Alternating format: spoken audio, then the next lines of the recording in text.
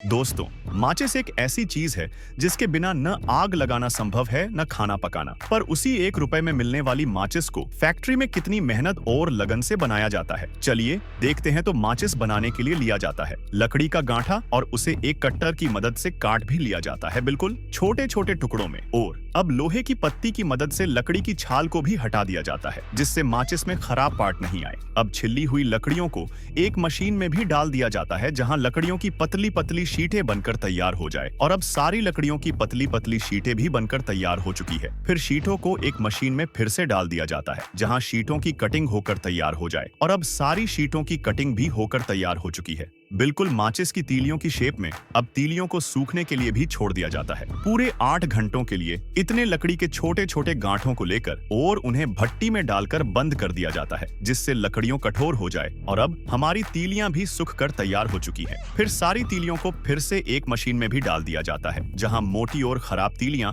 अलग हो जाएं और सही तीलियां भी अलग हो जाएं। और अब हमारी सारी तीलियों की छनाई भी होकर तैयार हो चुकी है। फिर साथ ही में इनको एक रोलर मशीन में भी डाल दिया जाता है, जहां तीलियां ताकतवर हो यानी ठोस हो, जिससे तीलियां आसानी से न टूटे। अब कन्वेयर बेल्ट की मदद से इनको आगे भेजा जाता है एक मशीन में, जहां टूटी एवं खराब तीलियां अलग हो जाएं। अब सारी तीलियों को एक चादर पे भी उल्टा जमा लिया जाता है। फिर सारी तीलियों को एक केमिकल में भी डब्बोक दिया जाता है, जिससे तीलियां ज्यादा आग पकड़ सके। अब तीलियों के ऊपर उनके वैक्स को भी लगा दिया जाता है, जिससे माचिस बनकर तैयार हो जाए। अब तीलियों को एक रोलर पे भी घुमाया जाता है, जहां तीलियां ठंडी होकर तैयार हो जाएं। अब बारी आती है पैकिंग की। तो पैकिंग करने के लिए लिए जाते हैं माचिस के पैकेट और उन्हें मशीन पे भी जमा लिया जाता है। फिर तीलियों को भी इसी मशीन पे डालकर पैक कर दिया जाता है। और अब हमारी माचिस भी बनकर तैयार हो चुकी है। वीडियो अच्छी लगे तो लाइक करें और चैनल को सब्सक्राइब जरूर करें।